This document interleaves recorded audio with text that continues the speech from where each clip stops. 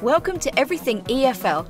My name's Erin O'Byrne, and I firmly believe that you as a teacher are special, amazing, creative and passionate. But it's very easy to get burnt out and overwhelmed. With my podcast and my teacher training, I aim to help you avoid burnout and cut down on your prep time so you can unleash your creativity and enjoy your work more mindfully. Are you ready? Let's go! Hello, you gorgeous teacher. Welcome to Everything EFL. If you're one of my gorgeous, lovely, regular listeners, welcome back. If you're brand new to Everything EFL podcast, you are most welcome, and I hope you stick around. Having said that, though, we are halfway through our Cornerstones of Learning series, so it might benefit you to go all the way back to episode 104. Everything's a process, and take the weekly challenges. Now, I think everybody's back at school, so this would be an ideal time to start again. Also, if you've already listened, it might be worth going back and listening again. At the end of each episode, I ask you to do one little thing, just one small challenge, make one small change, because I firmly believe that it's, without the kind of the challenges that we have as teachers, our overwhelm, the amount of time and headspace we have, it's all about small steps to better teaching. I have to tell you guys, I haven't done this before on the podcast, but I got a really nice compliment from a listener last week. And she basically said that the Cornerstones series feels really fresh to her. And she didn't really have the headspace to really listen to sort of CPD podcasts or anything like that due to various issues. But she just feels like this is a really good series. It has heart and it's got her back into a better frame of mind. And it's reminded her that there's a reason behind what we do. It's not just confined to delivering the content, as I call it. It's about giving your students a space to grow, making them better people, growing their mindset and building their confidence. And with that said, we are talking about communication today, which is perfect. I mean, it's a massive topic, let's not lie. I'm just going to try and narrow it down to one small section. Things that concern me in the classroom, and I sort of have come up against it quite a lot, and hopefully yourselves too, so it won't be your first time hearing this kind of thing. I do feel that we're somewhat aligned if you've been listening regularly, especially, so I'm pretty sure that this episode will resonate with you somehow. I hope it's not too messy and disorganised, but teaching is a little bit messy. There are so many blurred lines and variations and stuff that comes up that we have to deal with. So by the end of this episode, I hope that you have some kind of idea of how to encourage communication between your students. There's a lot of stuff that I'm not going to mention, so please don't message me and say, oh, you didn't talk about this. I'm well aware, okay? I cannot talk about communication in 15 minutes. It's just not possible. Notice I said communication between your students. We often think about communication between students and yourself, and if you think about that kind of typical classroom language, it does revolve around you and the student. Can I go to the toilet? The only thing that often comes up with student communication is something like, can I borrow a blank?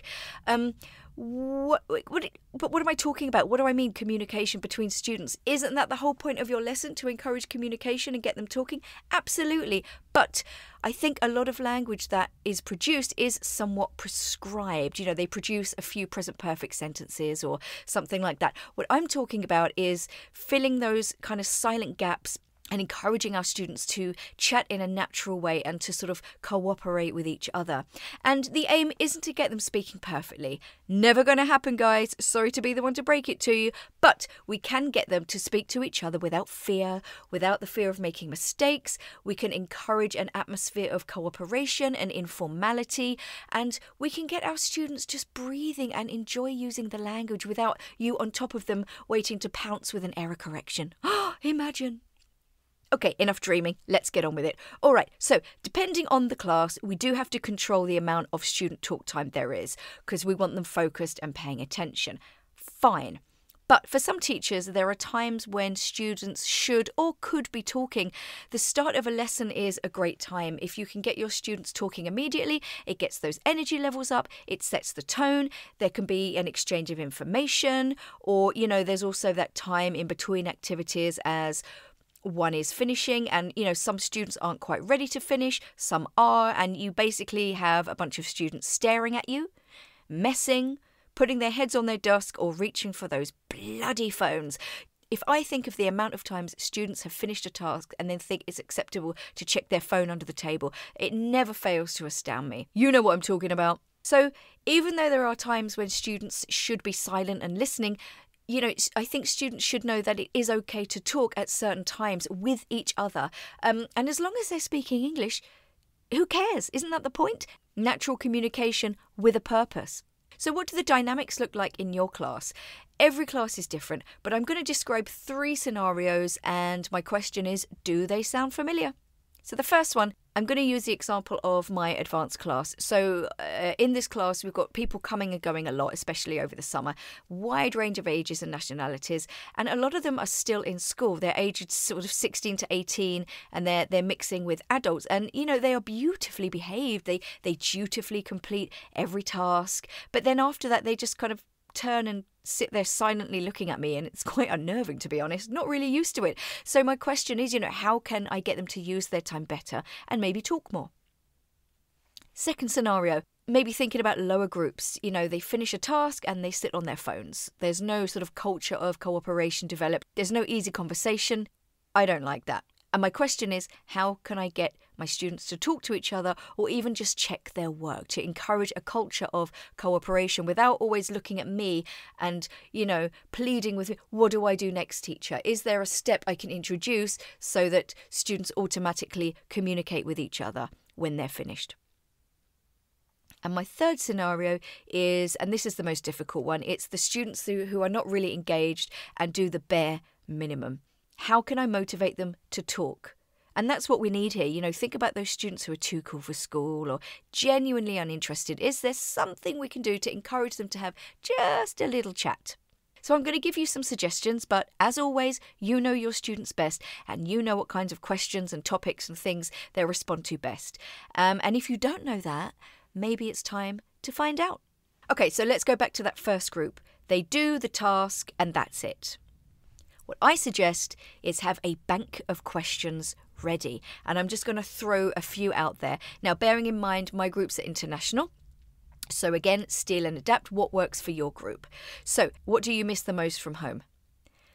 Or if they know each other, find out, where you hang out. Do you have any mutual friends? If I gave you $50,000 and a plane ticket, where would you go? Find at least one thing in common that isn't we like or we don't like. Find something else in common. Again, if they know each other, is there that 1 degree of separation? Where do they go shopping? Do they buy the same stuff? Do they have the same style? Can they compare their clothes? What about the weekend? Do they go to the same places without realising?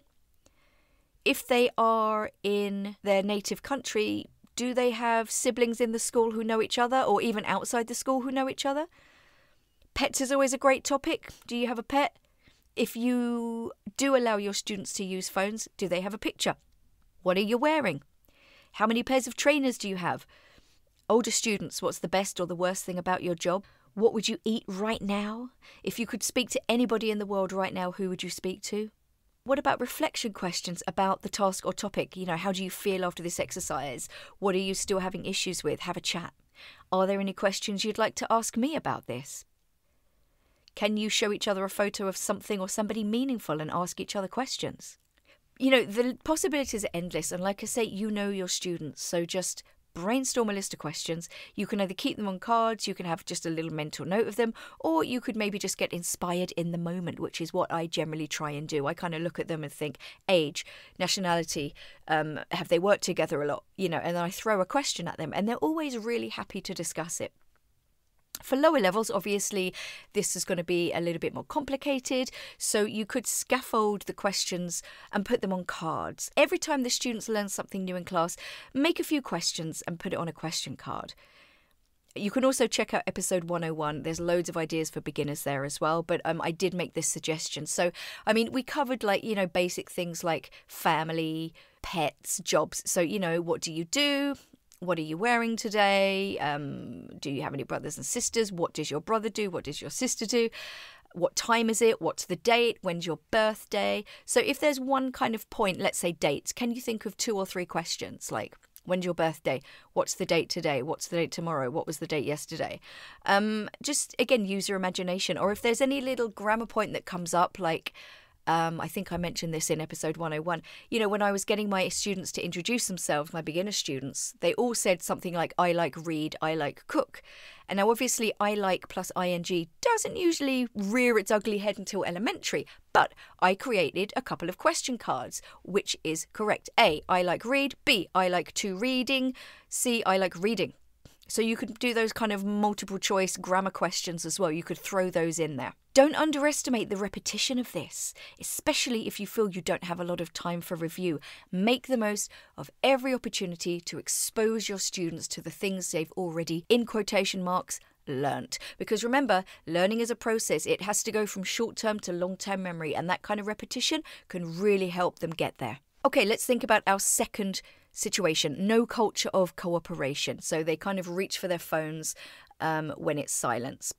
So they reach for their phones, or they don't check their work with each other. So again, the questions could be good, maybe more meaningful personal questions, just to give them a chance to share something with a partner, encouraging that kind of, trust building. Not everyone will want to speak, I will say that, and maybe having some silence and reflection time could be beneficial too. Again, choice is really important. Give them the choice. Do you want to sit and go to your happy place and breathe? Do you want to think about what you've just done silently, or do you want to discuss it with your neighbour? So let's talk about something small that can encourage that sort of communication and cooperation.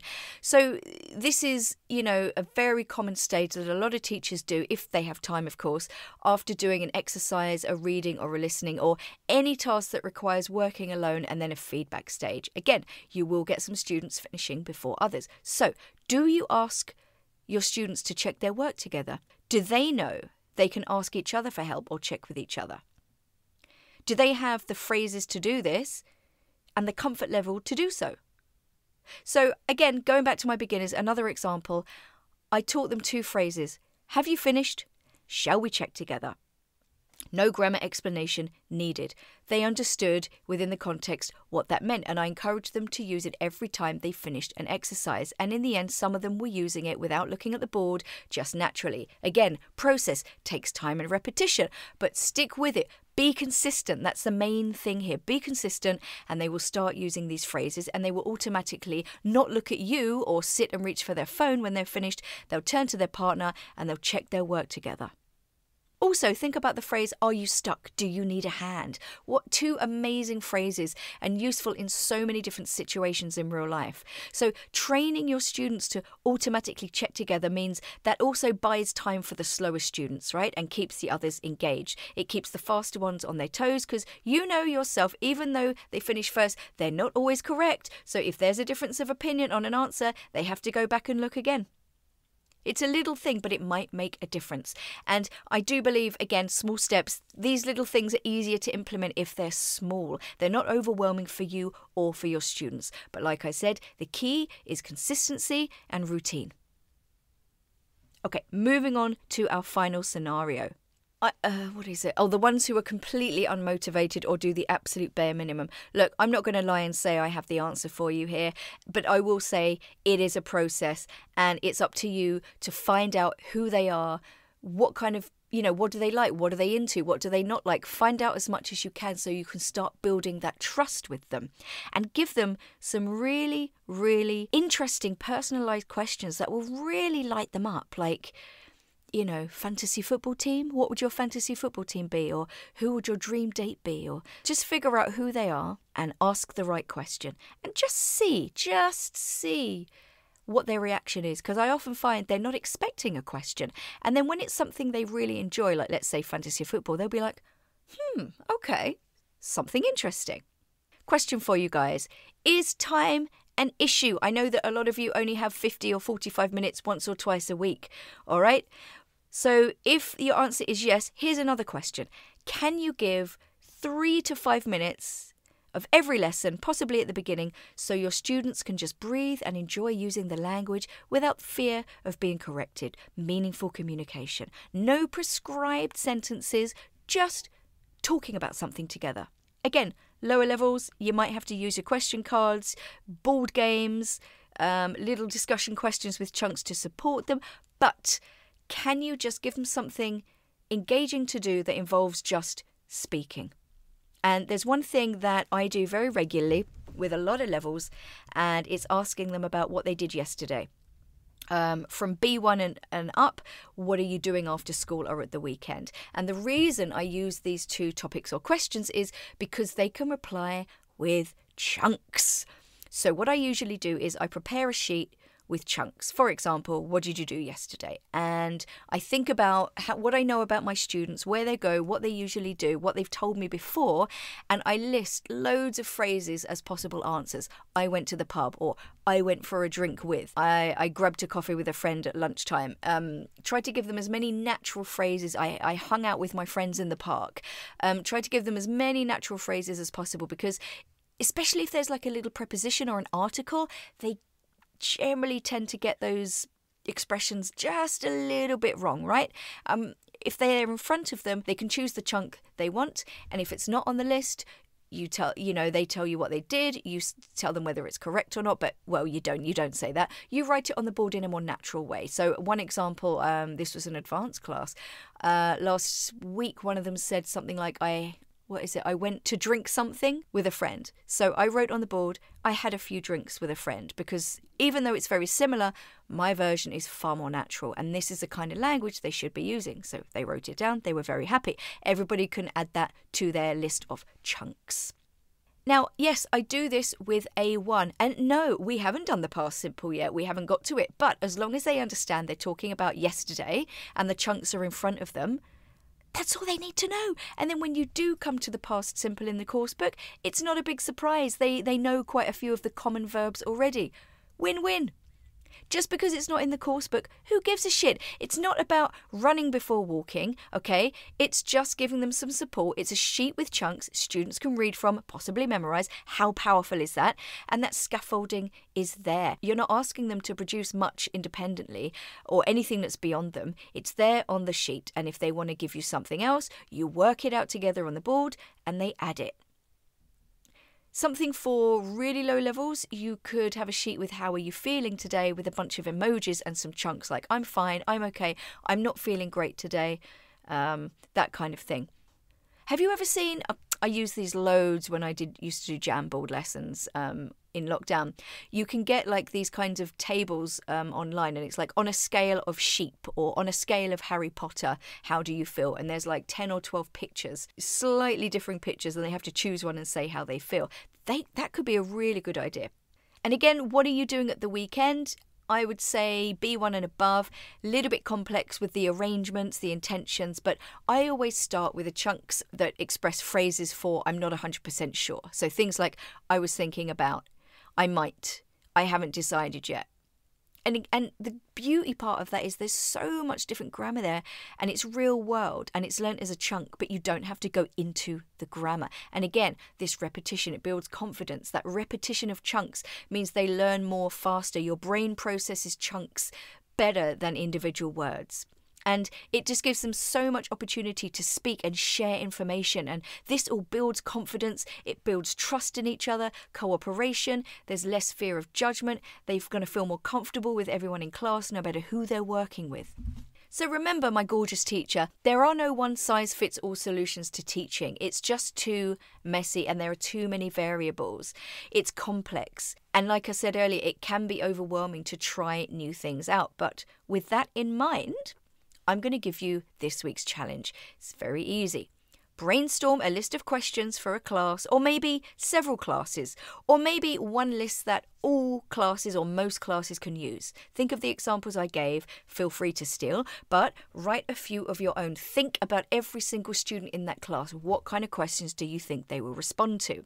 What can your students share? What reflection questions can you ask as well?